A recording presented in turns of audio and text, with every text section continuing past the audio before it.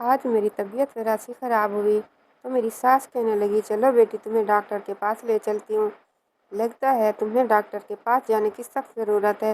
اماں کے کہنے پر میں تیار ہو گئی۔ وہ مجھے ڈاکٹر جمیلہ کے پاس لے گئی، جنہوں نے میرے ٹیسٹ کیے، پھر بولی تمہارا الٹرا ساؤنڈ کرنا پڑے گا۔ بنا چیک اپ کیے رزلٹ دیکھے میں کچھ نہیں کہہ سکتی۔ تھوڑی دیر بعد ایک لڑکی آئی، اس نے مجھے لٹا کر میرا الٹرا ساؤنڈ کیا اور پھر مجھے واپس بھیج دیا۔ تب تک میری ساس ڈاکٹر جمیلہ کے پاس بیٹھی رہی۔ ڈاکٹر جمیلہ تو بہت خوش لگ رہی تھی، مگر انہوں نے مجھے باہر جانے کو کہہ دیا۔ کہنے لگی، تمہاری پرچی بنا رہی ہوں، باہر جا کر بیٹھو۔ ساس میری اندر ہی رہ گئی۔ شاید وہ محترم تھی، اس لیے انہیں باہر نہ بھیجا۔ کافی دیر انتظار کرتے رہی، پھر ساس نے مجھے اندر بلایا۔ میں گئی تو ڈاکٹر کا چہرہ اترا ہوا تھا۔ مس ماہام، کیا بچپن میں آپ کو کوئی چوٹ وغیرہ لگی تھی؟ نہیں ڈاکٹر صاحب، ایسا کیوں کہہ رہی ہیں آپ؟ اس لیے کہ آپ کے لیے ایک بری خبر ہے۔ وہ کیا؟ میں نے پوچھا۔ یہ کہ آپ کبھی بھی ماں نہیں بن سکتی۔ آپ میں بچہ پیدا کرنے کی صلاحیت نہیں ہے۔ یہ ایک پیدائشی نقص ہے، جس کے بارے میں آپ کو تفصیل سے نہیں بتا سکتی۔ بس اتنا کہوں گی کہ آپ میں بچہ پیدا کرنے کا نظام موجود نہیں۔ ڈاکٹر صاحبہ کی بات سن کر میرے تو اندر کچھ ٹوٹ کر رہ گیا تھا۔ میں نے سوچا نہیں تھا کہ زندگی اتنی بڑی محرومی لیے میرے سامنے کھڑی ہوگی۔ میں وہیں پر بیٹھ کر رونے لگی۔ آنکھوں سے آنسو ٹپ ٹپ بہنے لگے۔ میں نے آصف سے محبت سے شادی کی تھی۔ اب وہ اپنی ماں کی بات سنتے تھے۔ وہ کہتے تھے، میری ماں جو کہے اس کی بات ٹالنا نہیں۔ اب مجھے لگ رہا تھا کہ اب اس گھر میں میری جگہ نہیں بچی۔ جب اولاد ہی پیدا نہیں کر سکتی تو پھر مجھ جیسی عورت کا آصف کی زندگی میں کیا کام؟ ان کی ماں کو تو بچوں سے محبت تھی۔ میں وہیں بیٹھی رونے لگی۔ دل چاہ رہا تھا کہ زمین پھٹ جائے اور میں اس میں سما جاؤں، یا آنکھ ہمیشہ کے لیے بند ہو جائے۔ رو رو کر میرا برا حال ہو گیا تھا۔ ساس نے تسلی دی، بیٹی فکر کیوں کرتی ہو؟ میں تمہارے شوہر کو کچھ نہیں بتاؤں گی۔ ساس کے اس رویے پر میں حیران رہ گئی۔ ویسے تو وہ بہت کرخت عورت تھی، مگر آج ان کا رویہ ہمدردانہ تھا۔ پھر کچھ وقفے کے بعد بولی، بیٹی اگر تم کہو تو میں تمہیں رشیدہ بیگم کے پاس لے جاؤں۔ جانتی ہو رشیدہ کے پاس جتنے بھی بانجھ لوگ آتے ہیں، ان کے ساتھ کوئی نہ کوئی مسئلہ ہوتا ہے، بچہ پیدا نہ کر سکے یا پھر بچے مرے ہوئے پیدا ہوں۔ رشیدہ کی دوائی سے سب ٹھیک ہو جاتا ہے۔ وہ صرف 7 گولیاں دیتی ہے بیٹی، اس کے بعد مانو تمہارے گھر میں خوشخبری پکی۔ یہ ڈاکٹر لوگ تو جھوٹ بولتے ہیں، ان کو تو بس پیسہ کمانا ہے۔ اس ڈاکٹرنی کا خیال ہوگا کہ میں تمہارا مہنگا علاج کراؤں گی، تبھی ایسی باتیں کر رہی تھی۔ مگر تو فکر نہ کر، میں تجھے رشیدہ کے پاس لے کر جاؤں گی۔ اس کی گولی کھا کر تو ایک نہیں کئی بچے پیدا کرے گی۔ ساس کی بات سن کر میں خوشی سے کھل اٹھی تھی۔ انہوں نے بتایا کہ بیٹی راحیلہ کو بھی انہی کے پاس لے کر گئی تھی۔ رشیدہ بیگم کی 7 گولیاں کھانے کے بعد وہ اسی مہینے حاملہ ہو گئی تھی۔ میرے دل میں امید کی کرن جاگ اٹھی تھی۔ شام کو اماں نے کہا کہ میرے ساتھ رشیدہ بیگم کے ساتھ چلنا۔ میں بے چینی سے شام کا انتظار کر رہی تھی۔ شام ہوئی تو ساس نے مجھے چادر اوڑھنے کا کہا۔ ہم لوگ دونوں رشیدہ بیگم کے آستانہ نما مکان پر پہنچے۔ رشیدہ بیگم کے پاس واقعی کئی عورتیں بیٹھی ہوئی تھیں۔ ان عورتوں میں سے 4-5 کے ساتھ میں نے بات کی تو پتہ چلا کہ وہ بھی رشیدہ بیگم کی 7 گولیوں سے ٹھیک ہوئی ہیں، اور یہ کہ ان کے بچے بھی پیدا ہوئے ہیں۔ یہ سن کر میری تو ساری فکر جاتی رہی کہ جب اتنی عورتوں کا علاج ہو چکا ہے تو میری شادی کو تو ابھی 2 مہینے ہی ہوئے ہیں۔ بہرحال رشیدہ بیگم کے پاس گئی تو انہوں نے شفقت سے مجھے دم درود کیا اور پھر 7 گولیاں مجھے دے کر بولی، بیٹی یہ گولیاں پابندی سے کھا لینا، ان میں ایک بھی چھوٹنے نہ پائے، اور ہاں، ساتھ میں جو دعائیں بتا رہی ہوں وہ لازمی پڑھنا۔ انہوں نے گولیاں مجھے تھماتے ہوئے کہا، مگر میرے ہاتھ سے گولیاں والا شاپر میری ساس نے لے لیا۔ کہنے لگی، میں سنبھال کر رکھوں گی، تجھے گولیوں کا نہیں پتہ۔ یہ ایک حساس چیز ہے جس کی حفاظت میں خود کروں گی۔ مجھے اپنی ساس پر اس لمحے بڑا پیار آیا کہ کس قدر پیار کرنے والی ہے وہ، ورنہ تو عورتیں اپنے بیٹوں کی دوسری شادی کروانے پر تلی ہوتی ہیں، کبھی کسی بہو کے ساتھ کوئی نقص کو برداشت نہیں کرتی۔ جبکہ میری ساس مجھے خود ڈاکٹرز کے پاس لیے پھر رہی تھی۔ گھر آ کر میری ساس نے مجھے ایک شاپر تھمایا جس میں سفید رنگ کی چھوٹی چھوٹی گولیاں تھیں، اور یہ تعداد میں 7 تھیں۔ کہنے لگی، میں روزانہ رات کو تمہیں دودھ لا کر دوں گی، تم دودھ کے ساتھ یہ گولیاں کھا لینا، اور خبردار، اس کے بعد بستر سے مت اترنا۔ सीधी सो जाना। जानती हो ना कि दवा के असर के लिए सोना ज़रूरी है। जी समझ गई। मैंने सादतमंदी से सर झुका लिया।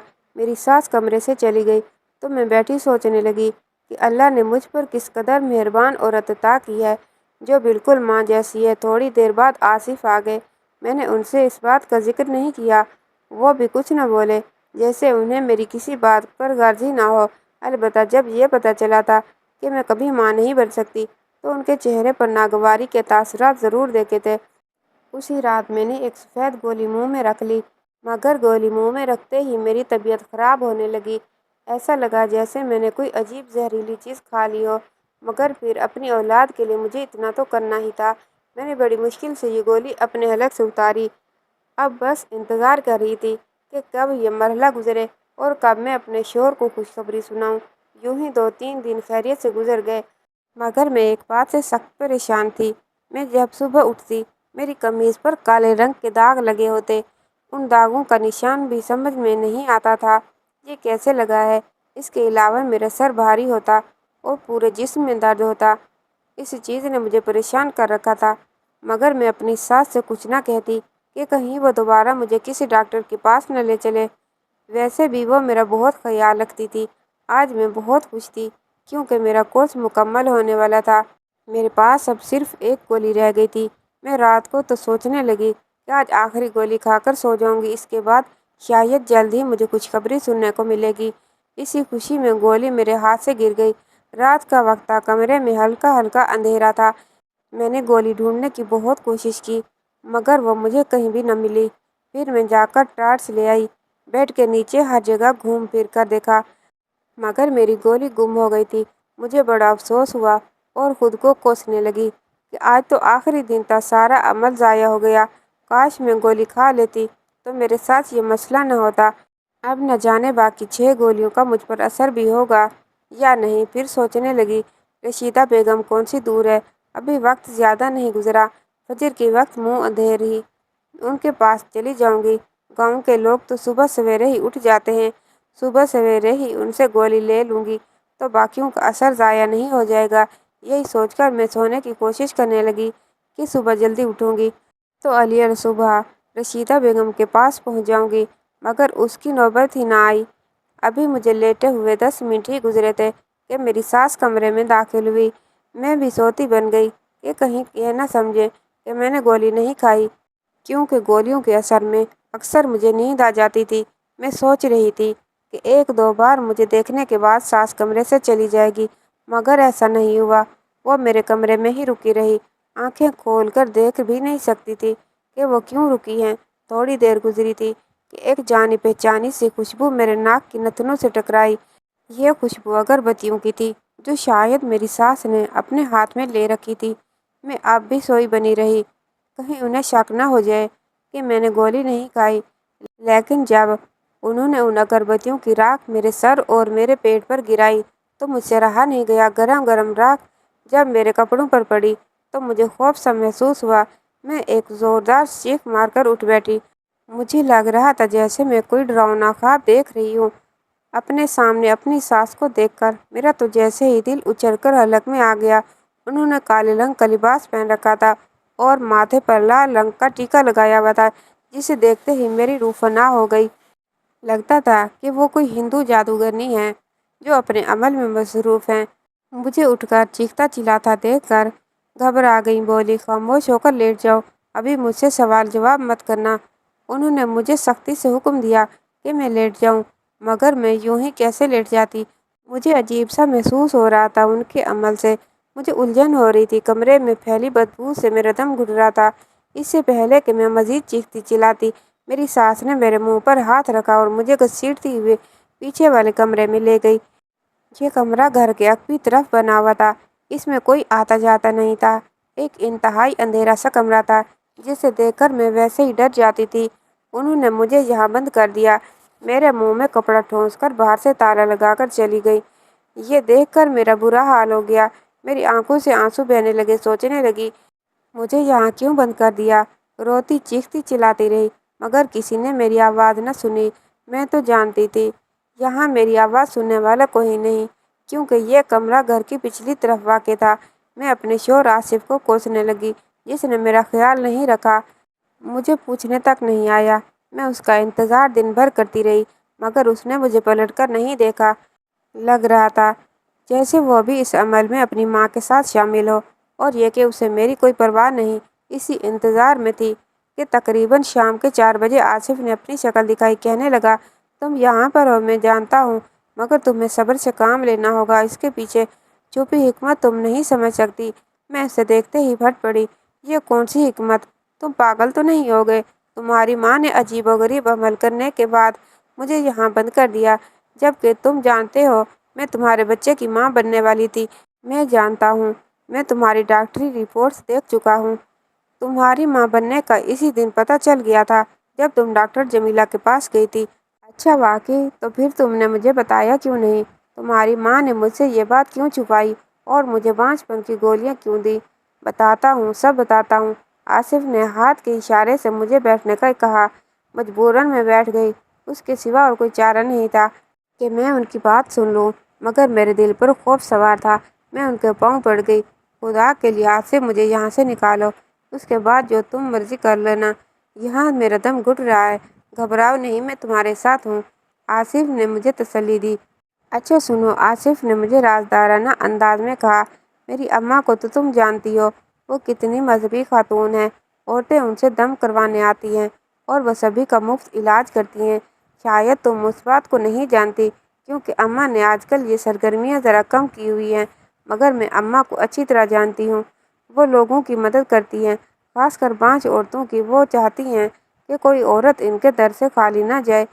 जैसे रशीदा बेगम है ना, वैसा ही बनना चाहती हैं, और इसके लिए उनको एक अमल करने की ज़रूरत है। उन्होंने जब मेरी शादी तुमसे करवाई तो मुझसे वादा लिया था कि मैं अपनी मर्ज़ी से शादी तो कर रहा हूँ, मगर शादी के बाद उन्हें तुम पर अमल करने की इजाज़त हो। बस इसी वजह से मैं उनसे बात नहीं कर सकता, क्योंकि उन्होंने मेरी बात मानी थी।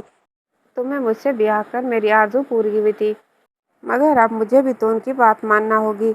वो अगर ये अमल कर रही हैं, उन्हें करने दो। इससे शायद तुम्हारे बच्चे को भी कोई नुकसान पहुँचे, मगर मैं जानता हूँ कि अम्मा की नीयत पूरी नहीं है। वो बाकी औरतों की मदद करना चाहती हैं। अपने शोहर की ये राम कहानी सुनकर मैं चिल्ला उठी, तुम पागल तो नहीं हो गए?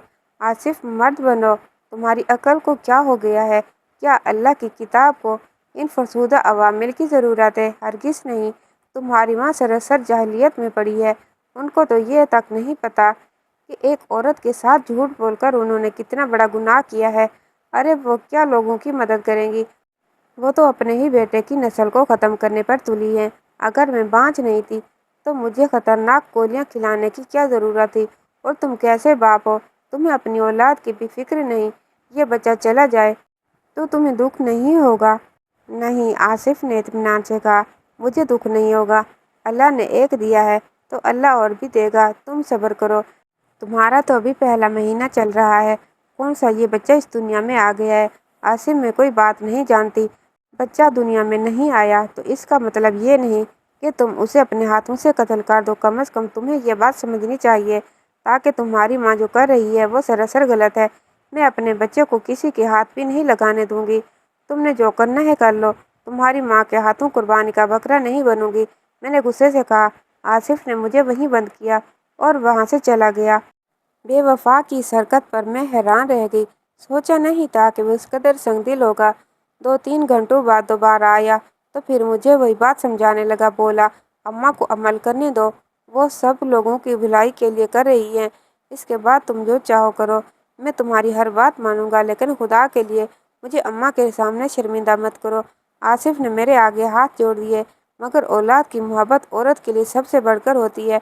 नहीं आसिफ, तुम जो मर्जी कहो, मैं औलाद का गला नहीं घोंट सकती। अपनी माँ से कह दो कि जब तक मैं जिंदा हूँ उसे ये अमल नहीं करने दूंगी। मैं गुस्से में थी। आसिफ पत्थर बना मुझे देखने लगा, जैसे उसे यकीन ना आ रहा हो कि मैं अपनी औलाद से कितनी मोहब्बत करती हूँ। उसके चेहरे पर नदामत नजर आ रही थी, जिससे साफ जाहिर होता है कि वह शर्मिंदा है, मगर अपनी माँ के हाथों मजबूर है। वो उसी वक्त अपने कमरे से उठा और बाहर चला गया। मुझे सास के चीखने चिल्लाने की आवाज़ें आईं। फिर वो भागा हुआ मेरे कमरे की तरफ आया। जाओ, निकल जाओ इस घर से। जितनी दूर जा सकती हो चली जाओ, वरना अम्मा तुम्हारी जान ले लेंगी। پھر آصف نے مجھے اپنے ایک دوست کے گھر کا پتہ دیا اور مجھے روڈ تک چھوڑنے بھی آیا۔ بولا کچھ دن یہاں رہو، میں خود تمہیں یہاں سے لینے آؤں گا۔ اماں پر جو نون طاری ہو چکا ہے وہ تمہیں نہیں بخشیں گی۔ آصف کی بات درست تھی۔ فجر کے وقت میں اپنا مختصر سا سامان لے کر اپنی ساس کے گھر سے چلی گئی۔ میں دل ہی دل میں دعائیں کر رہی تھی کہ میں جہاں جا رہی ہوں ان لوگوں کا رویہ میرے ساتھ اچھا رہے۔ وہاں پہنچی تو اصغر اور اس کی بیوی نے میرا پرتپاک استقبال کیا۔